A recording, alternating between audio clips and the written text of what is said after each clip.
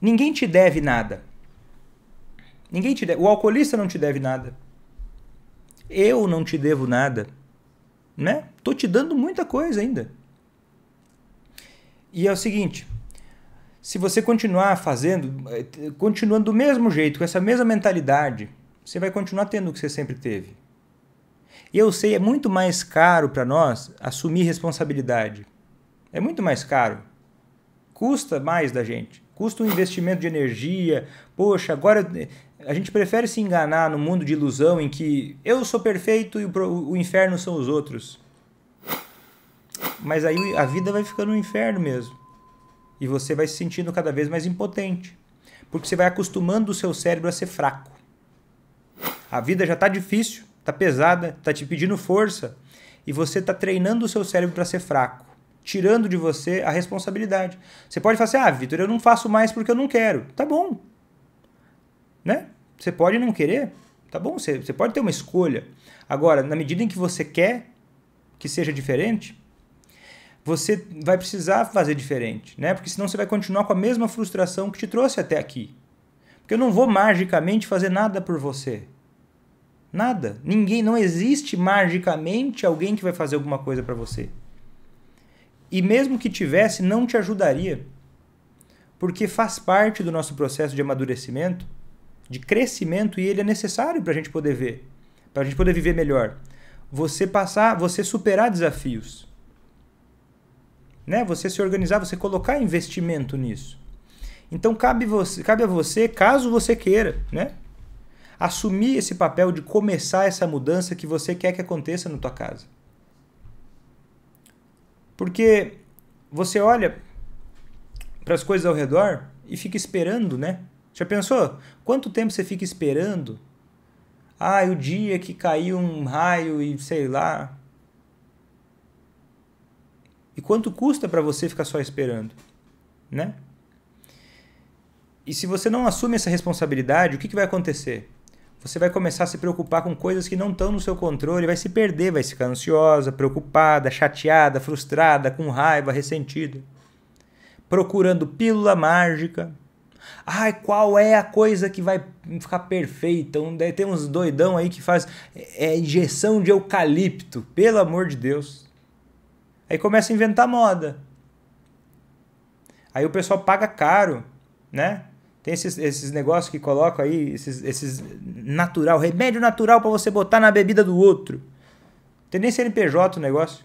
Não tem nem procedência nenhuma. O pessoal vai lá, paga 3, 5 mil reais no tratamento desse. Não deu certo, mas é porque cada caso é um caso, porque não te ensina nada. Daí você termina, joga fora aquilo ali e você sai pobre. Porque não tem nada mais valioso do que o conhecimento. Inclusive, durante o final ali da Guerra Fria, no final aqui da Segunda Guerra Mundial, quando começou a Guerra Fria, os Estados Unidos contrataram, eles investiram bilhões de dólares numa nave bem pequenininha, que ela servia para só uma coisa: captar informação do território russo. Eles investiram bilhões de dólares, porque a coisa mais valiosa que existe é o conhecimento. O conhecimento que salva as vidas. É o conhecimento de alguém que estudou o assunto, o conhecimento que a gente procura quando estuda durante muitos anos uma coisa. Isso é o que tem valor, isso é o que você leva para a sua vida. Isso é o que te traz oportunidade, isso é o que economiza o teu tempo. É o conhecimento.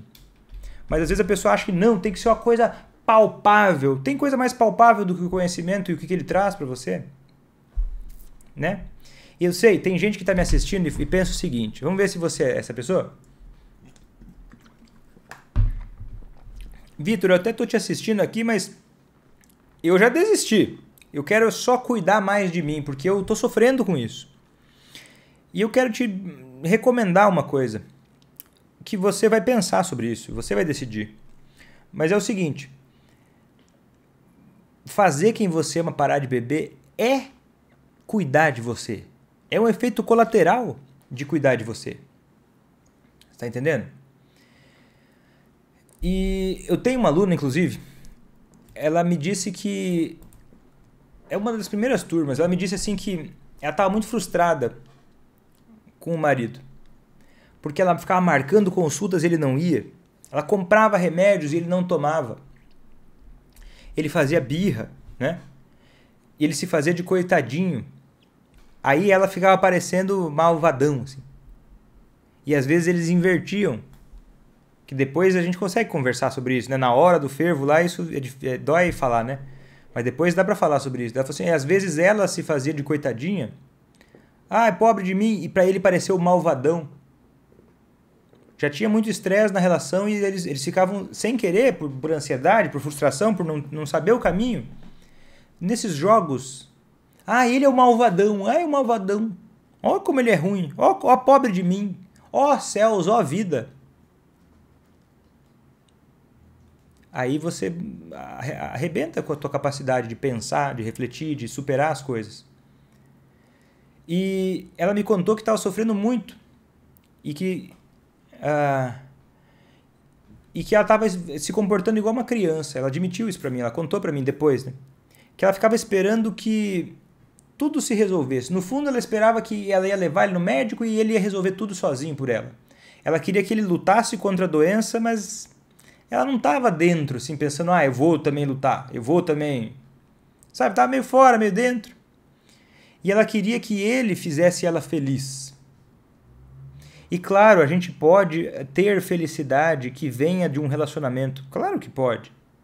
Eu não acho que está errado você ter felicidade que venha de uma outra pessoa. Poxa, eu vou te dar um exemplo. Eu acho que a minha esposa me traz muita felicidade. E eu acho que o meu filho me traz muita felicidade. Só que a diferença, que eu acredito que torna essa minha expectativa saudável, é porque eu não cobro isso deles. Isso é uma coisa que brota dentro da nossa relação. E eu foco em fazer a minha parte da melhor forma. Para eu ser uma pessoa que é parte da solução. Né?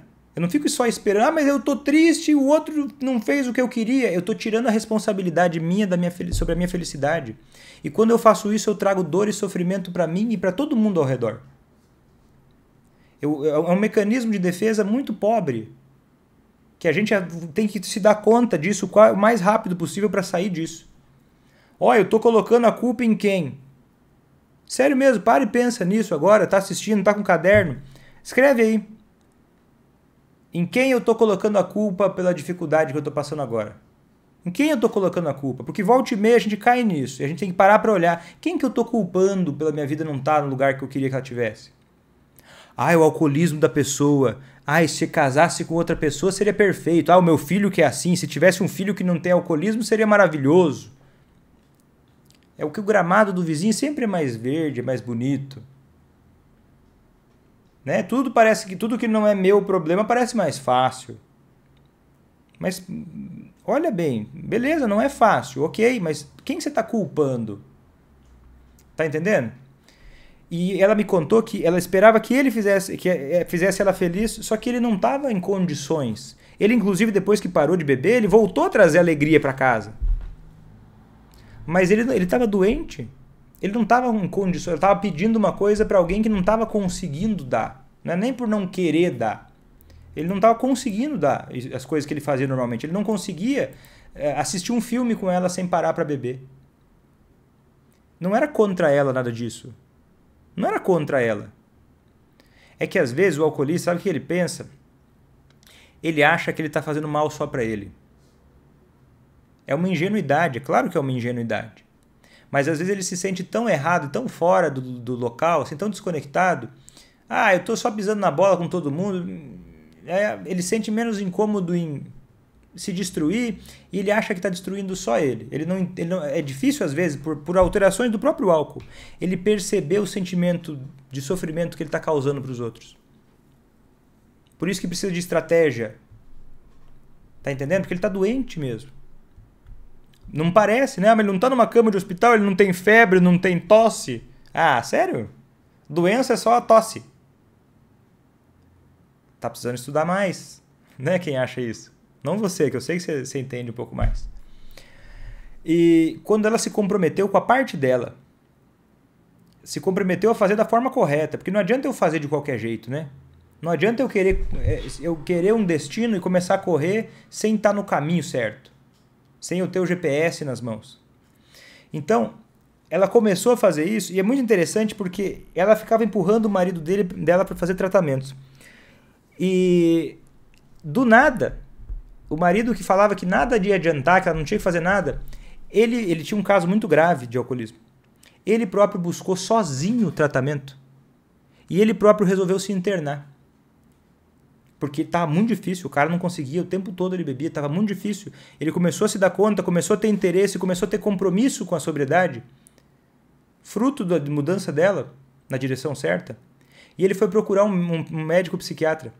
E é muito interessante que esse médico psiquiatra ele ficou muito surpreso, porque era muito incomum um caso como o dele, do nada, precocemente, assim, não era um cara tão velho, sem ter tanto prejuízo, o fígado dele não estava destruído, ele estava inteiro e estava querendo se tratar, estava querendo, motivado pra caramba, se internou, ficou sem beber, continuou o tratamento até ter alta, ficou mais de 1 ano em tratamento, por conta própria, e o psiquiatra ele me ligou até, ele descobriu de onde veio, falou assim, não, a minha mulher mudou, daí ele foi lá, descobriu, conversou com a mulher dele, aí falou, não, porque tem um psiquiatra na internet lá, o Dr. Vitor, esse cara me achou, ele até queria fazer uma live comigo para falar sobre a experiência e tal, porque realmente é uma coisa que transforma, porque a gente não percebe o poder que uma pessoa tem. A gente às vezes não enxerga isso. O que é a diferença que uma pessoa pode fazer? Às vezes você se sente pequena, né? Um grão de areia na praia, né? Você sente uma estrelinha no céu, um pinguinho no universo, né? Um universo tão gigantesco que você não é nada. Nossa, tantas coisas lá fora. E aí você esquece do poder que tem uma pessoa. Uma pessoa pode mudar o mundo. Não diretamente. Mas uma pessoa pode impactar nas pessoas ao redor, que vão impactar no bairro, que vão impactar na cidade, que vai impactar no estado, que vai impactar no país, que vai impactar no continente, vai impactar no mundo. Quer uma prova disso? Como a gente é tão conectado? Aquela doença que veio lá da China, né, que eu não posso falar o nome porque acho que a rede social vai me prejudicar se eu falar esse nome. Chegou rapidinho, né? Chegou relativamente rápido. Pensa só, no mundo inteiro. Você percebe? Isso é um exemplo do poder que uma pessoa começou com uma pessoa. Alguma pessoa começou com esse negócio. Porque uma pessoa faz diferença. Imagina só, e eu nem estou falando para você mudar o mundo. Eu acho que essa é uma ambição que a gente não deve ter. Porque se a gente se preocupar com mudar a minha vida e quem me importa, isso já é muita coisa. Isso já pega longe, isso já vai longe. Se eu cuidar de mim e dos meus, você já está começando a fazer a mudança do mundo. E é isso aí, você cuida de você e dos seus. Isso vai transmitindo coisas, porque essa aluna, por exemplo, quando ela deu o depoimento dela, ela disse, Vitor, eu gosto de dar meu depoimento para falar para as pessoas que estavam lá no início como eu, sem esperança nenhuma. Porque eu também não acreditava que isso era possível. E aí, porque ela fez isso, talvez alguém olhou e viu aquele depoimento e pensou, cara, isso é possível, então eu vou tentar. E aí também conseguiu. E aí vira uma bola de neve. Você entende o poder que isso tem? Então, quando eu falo para você assumir responsabilidade, eu não estou falando para colocar um peso nas suas costas que não tem como tirar. Porque quando você assume responsabilidade, esse peso nas tuas costas, ele passa a ter um nome, passa a ter um sentido, passa a ter um propósito. A tua dor, o teu sofrimento, eles passam a não ser mais em vão. Porque quando a gente tem um propósito, quando tem um porquê, quando você entende a tua dor e o teu sofrimento como um sintoma, como um termômetro das coisas que não estão bem ao teu redor, e você reage a isso, você passa a ter um propósito. E uma pessoa que tem um propósito, ela suporta qualquer como. Quem tem um porquê suporta qualquer como. E quando você se alimenta dessa coisa de entender que depende de você, de trabalhar como se as coisas da vida dependessem exclusivamente de você e se preocupar só com isso. Isso vai diminuir a sua ansiedade, vai te dar mais energia, vai te dar mais coragem e vai te aproximar de fazer quem você é parar de beber. Porque daí você para de se sentir uma coitadinha que, ai meu Deus, Vitor, é ruim. Eu sei que é ruim, eu tenho certeza que é ruim, eu vejo isso todo santo dia, há muitos anos. Você não é um floquinho de neve que o teu caso é o único que é impossível. Não, você está com medo, é só isso. Você não sabe o caminho, você não quer se frustrar mais com isso. Você acha que fugir do problema vai te aliviar, mas não vai. Não vai. Há quanto tempo você está tentando fugir e aliviar?